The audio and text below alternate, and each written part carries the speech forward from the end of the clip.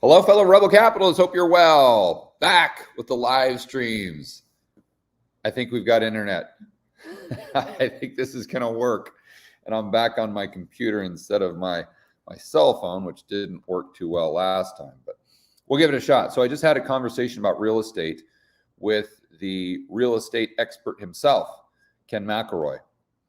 And we were discussing, as actually myself, Ken, and someone you might know, Kim Kiyosaki. And we were talking about what Kenny is seeing in his business. What is he seeing in the real world? What's happening to cap rates? What's happening to interest rates? What's happening to the price of the stuff he owns or the price of the stuff he is trying to purchase and buy? So if you don't know, Kenny specializes in multifamily apartment complexes.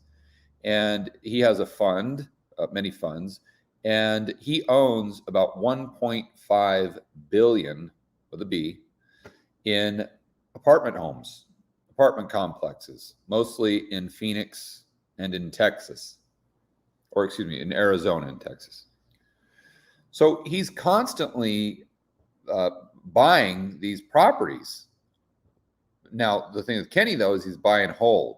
So he actually likes to see prices go down because it doesn't really affect his cash flows. He's got very conservative LTVs. Some of the properties, I don't know if he owns any outright, but because he keeps extracting equity through cash out refis to distribute to his investors. So, but the main takeaway here from our conversation is Kenny was in the process of putting offers in on or in escrow for like 3 or 4 different properties. And when I'm talking about properties, I'm not talking about $1 million apartment complex in Kansas City with 5 units or something. The one deal we were talking about specifically was $70 million. 70 million. And Kenny said that they were in escrow and he called off the deal yesterday. He said it doesn't work. And so why doesn't it work? Because they're doing their numbers, their future cash flow expectations based on interest rates at 75 basis points or Fed funds. And now, obviously, they're not completely focused on Fed funds because it's about what the bank is willing to lend them money, or the rate at which the bank is willing to lend them money, which is going to be, a lot of factors in there. But basically, interest rate. They're doing their math based on where interest rates were instead of where interest rates are as of yesterday at 150 basis points. If you didn't hear my last video, been hiding under a rock. The Fed increased interest rates yesterday by 75 basis points. So we went from 75 basis points to 150. In other words, 1.5%.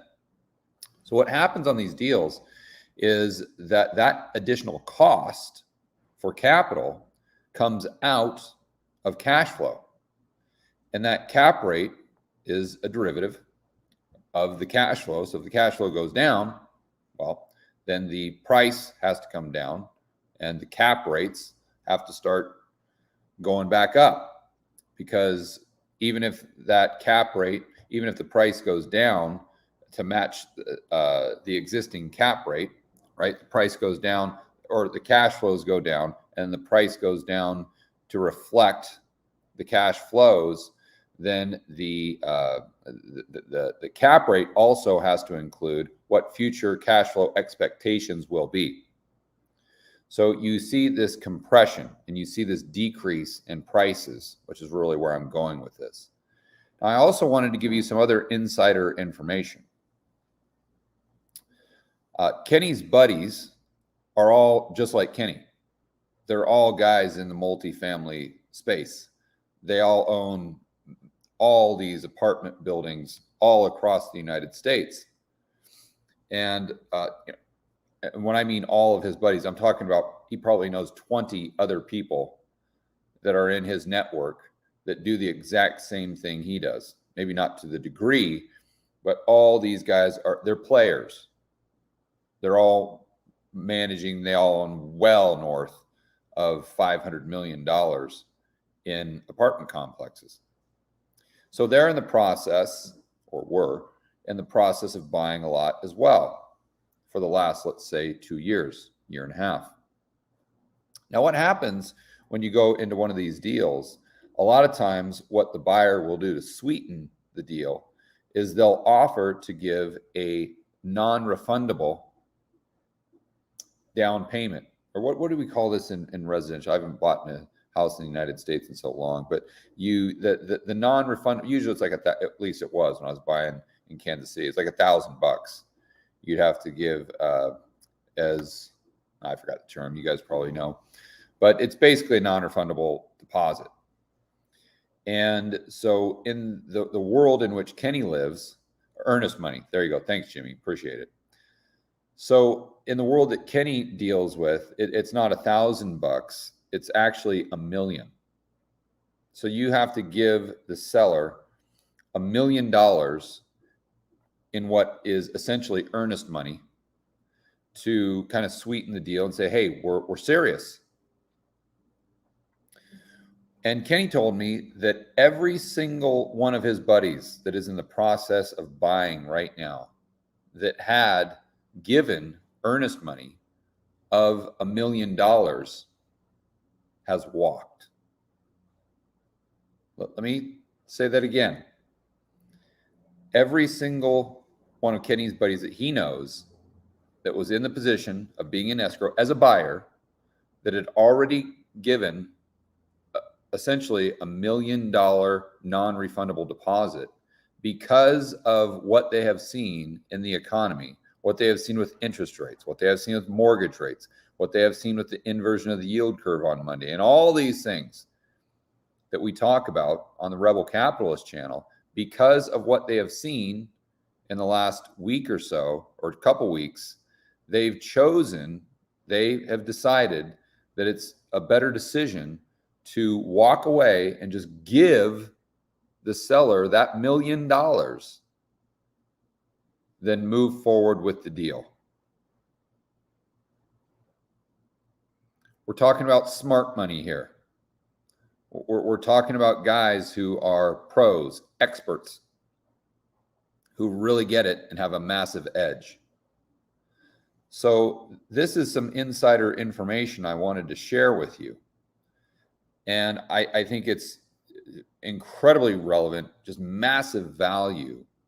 And I think you should all be considering this and what this means for the economy when you're trying to predict or assess probabilities of XYZ outcome in the next 6 months, year. You know, I'm thinking about probabilities of recession, how long the recession will last, how deep that recession may be. What does that mean for housing prices, residential? What does that mean for the stock market? And my point there is, by taking that insider info from Kenny, I think we can assess the probabilities of specific events far better, because nobody is in the trenches when it comes to multifamily real estate more than Ken McElroy. I can assure you of that. Let me give you some more insider information. One of my good buddies back in Phoenix that I've known for 30 years, basically 30 years, is a car dealer. So he has been selling cars, and he has had a little dealership in Phoenix pretty much since the early 2000s, maybe even the late 90s.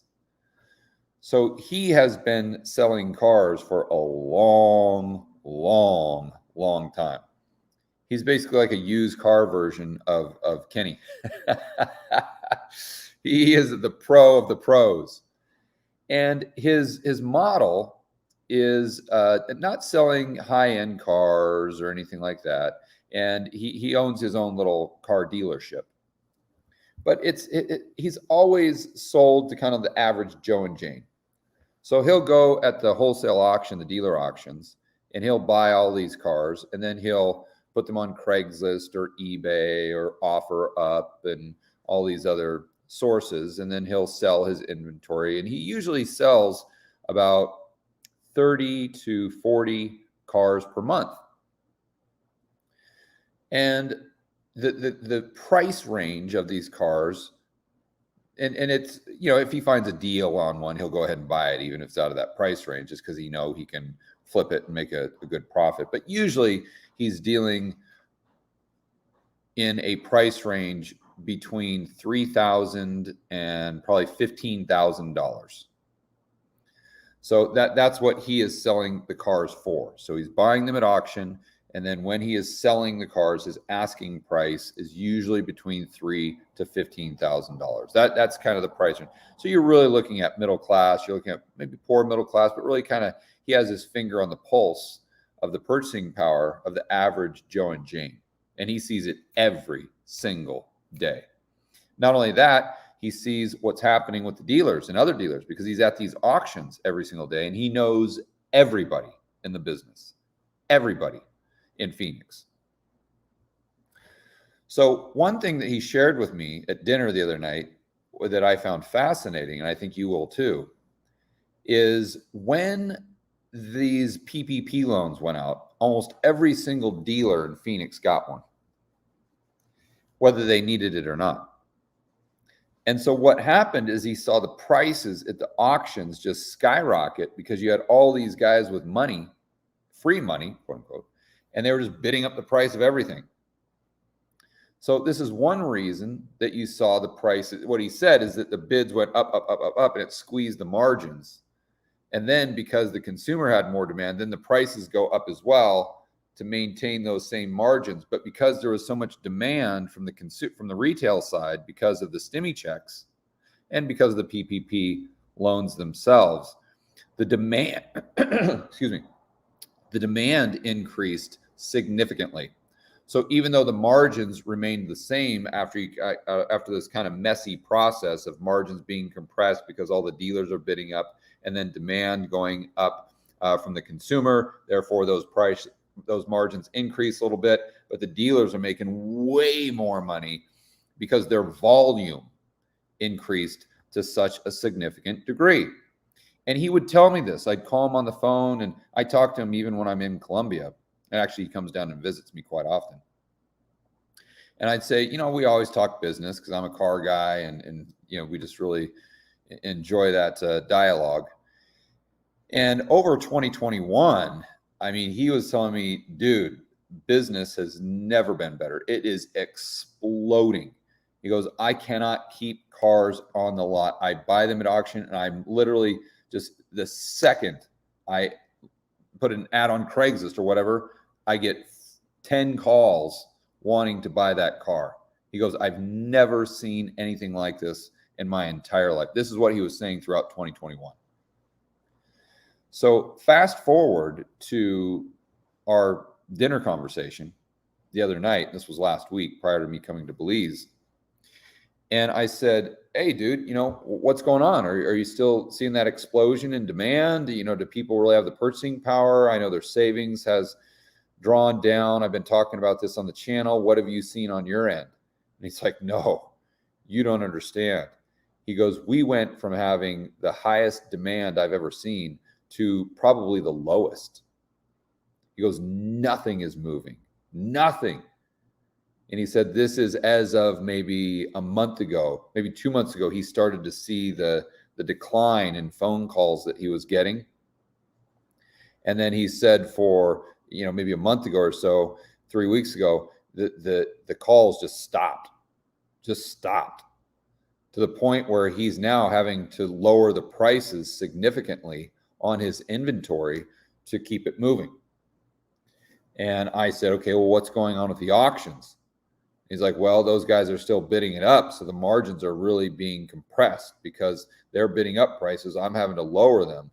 So what he's doing personally is trying to find some other vehicles that may become popular as a result of a potential recession or extremely high gas prices. And my buddy, he's so good at this. He's always been very nimble. So it doesn't matter what's happening in the economy or recession. He's always figuring out a way, and he's always able to make a good amount of money. Now, maybe not the amount of money he made in 2021, because I think 2021 is pretty much his best year of all time. But my point here is to give you some more of that insider information from someone, not only in the multifamily business, but someone that's probably has his finger on the pulse of the average Joe and Jane to an even higher degree, because he's selling these used cars daily, again, in that price range between $3,000 and $15,000. And he said demand has fallen off a cliff like nothing he has ever seen. And this would be consistent with the amount of savings on the consumer balance sheet going down, down, down, down, down, because they're just burning through those stimmy checks. And then, of course, their purchasing power being decreased by the amount of inflation, and an inflation rate that exceeds the increase in their income, meaning lower real wages, lower real incomes.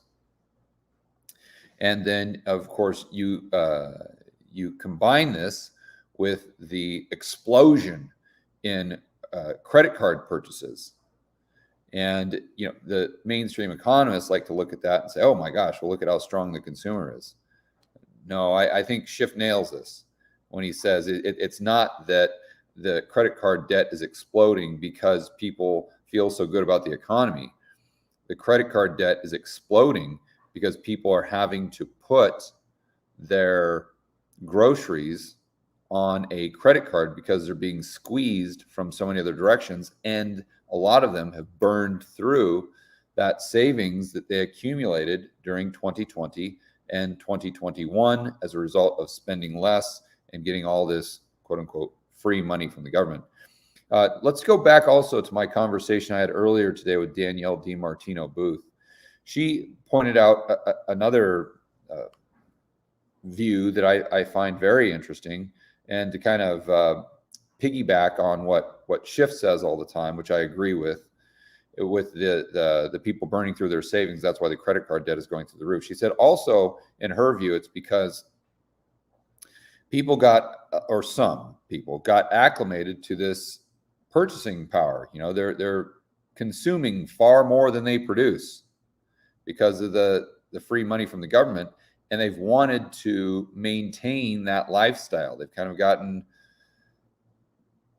acclimated to it, let's say. And I can totally see how this would play out, because I've said on this channel many times, every time I've gone to the mall, especially when those stimmy checks first started coming out, I could not believe the line at Louis Vuitton. It was jaw-dropping.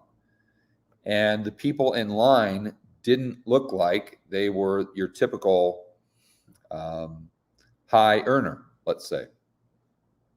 So her theory, again, is that these people that couldn't afford the Louis Vuitton bags, that were now buying the Louis Vuitton bags because of the free money, now want to continue buying the Louis Vuitton bags. Therefore, they're running up their credit card and maybe hoping the government will bail them out, or they'll get something in the form of a bailout via student loan debt, or something like that. That's kind of her hypothesis.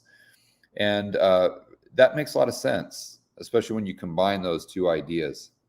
So I just wanted to give you that boots on the ground intel, because I think it's extremely important, tremendously valuable. And for me personally, I'm using that to kind of look into the future and better assess the probabilities of a recession, how long it will last, and when it will come, if we're already in a recession, and then how bad will it actually get. All right, guys, enjoy the rest of your afternoon. As always, make sure that you're standing up for freedom, liberty, free market capitalism. We'll see you in the next video.